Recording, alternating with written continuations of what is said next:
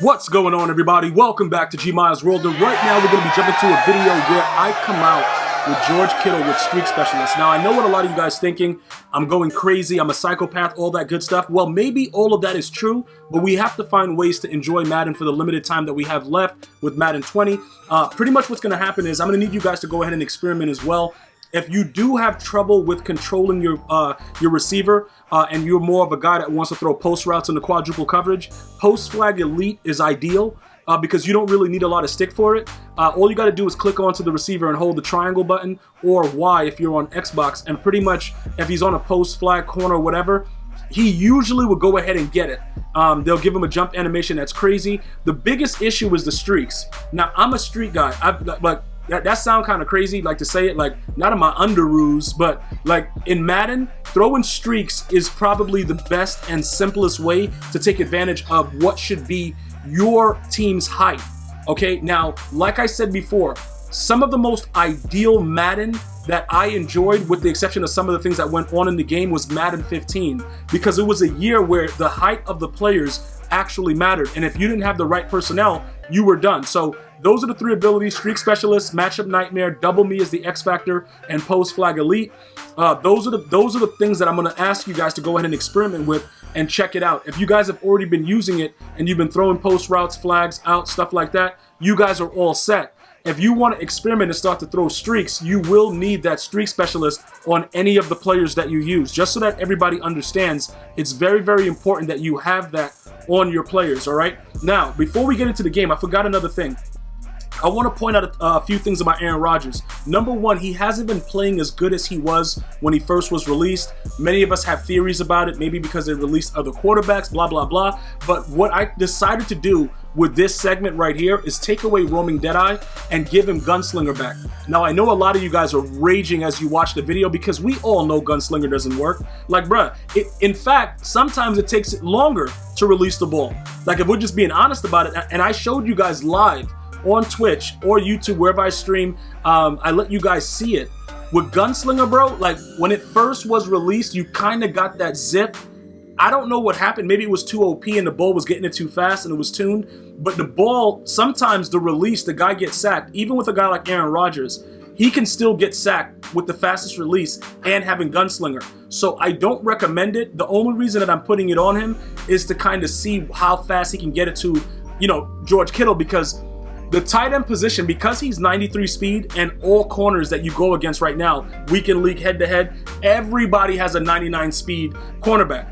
So because that's the case, it's very, very difficult for you to not be able to utilize players that also have additional speeds, like a Randy Moss, Calvin Johnson, whatever. So this is going to change the game a little bit because it alters the way that your opponent can defend you, because we're coming out with a slower player, but he's tall and he can jump and get the ball. So now it's going to force your opponent to kind of make plays with his user. Like, he's going to have to click on and get involved. In certain situations, they don't like to do that. As a matter of fact, look, this guy that I'm playing right now, I have not seen Otto Graham on any team.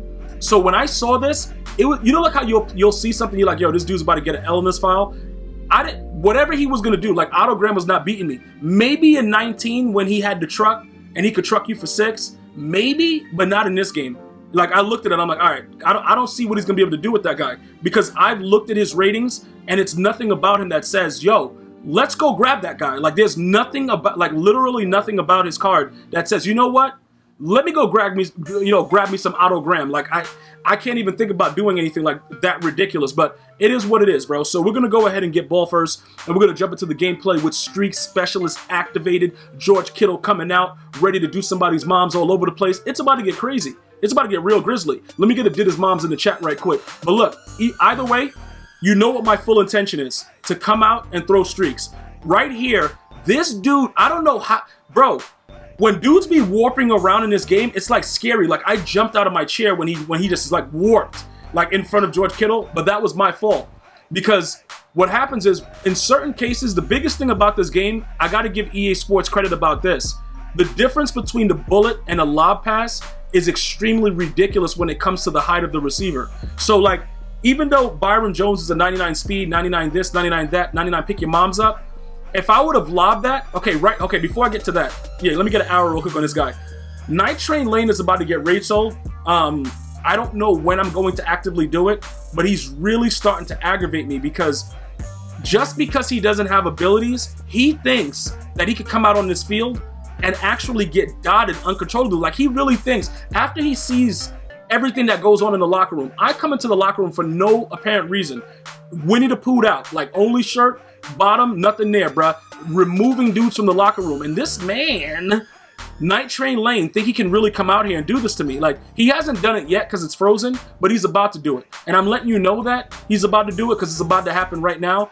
I'm totally disgusted, guys. Like, I'm really, at this point right now, I don't know why he's stretching his arm out being an idiot, because that right there, if put it like this, if I have Tillman there with the lurker, or even you know, Taylor Mays, they let me jump for that. It's probably going to be a pick with lurker, but you're going to have difficulty doing that when your players don't have abilities on them. I've stressed that heavily to you guys. I know it's frustrating, but it's part of the game that makes it unique, because you only get 3 on both sides of the ball, so you got to pick and choose. Do you want to go corners in safety? Do you want to go safety corner? Do you want to go, you know, your front 7 being OP?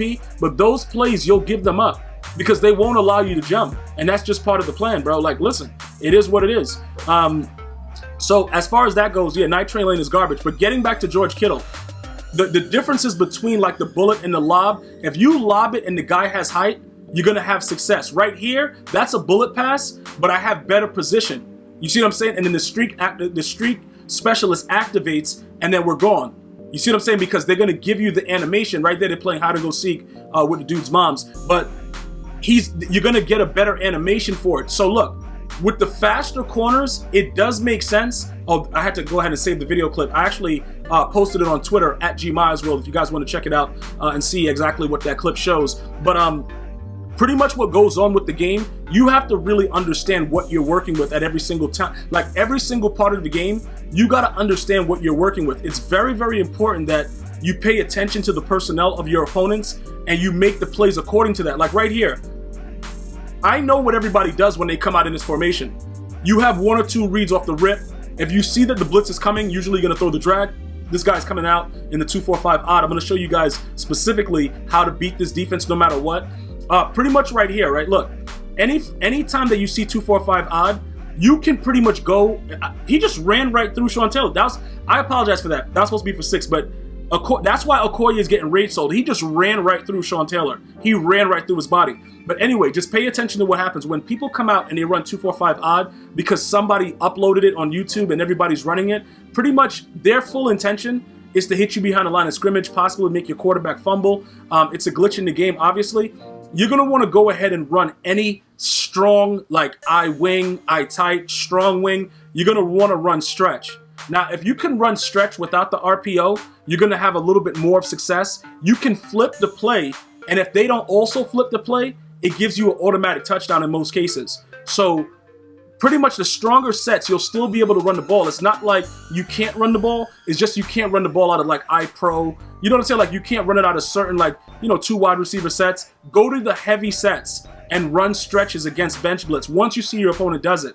And like I said, you can flip it, and if they don't flip it, it's automatically going to go for 6 because everybody just gets blocked, and you're pretty much good to go. I've been getting a lot of questions about this blitz because everybody wants to know, why is my quarterback getting sacked as soon as I hike the ball? Well, that's pretty much why it's happening, and it doesn't have to happen anymore. And you don't have to use I wing like I use. Like I said, strong wing, strong tight, all those things with the strong sets, and run stretch. Flip the play, see if they flip it. If they don't, you know it's going for 6. And pretty much, you know, you do that. These guys that watch these YouTube videos and run these defenses, they really don't have any idea what they're doing.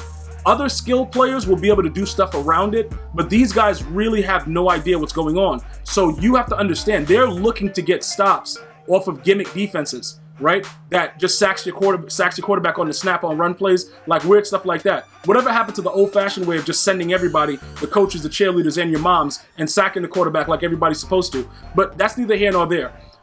That's what I wanted to show you. I wanted to make sure that you guys understood that. So if that's something that you were interested in knowing about, there you go right there. Those are the type of things that I try to give out to my viewers whenever I get a chance to, as we, you know, get time right now to, you know, spend time with each other as you watch this video. So this guy's he has to go and actually slap box with his goldfish right after this play, so it's going to be over. But Like I said before, it's not really that big of a deal. That read is just so ridiculous. It is what it is. Stay home, stay safe. I'm going to see you guys and girls next time. You enjoy your day. Until next time, one love, y'all.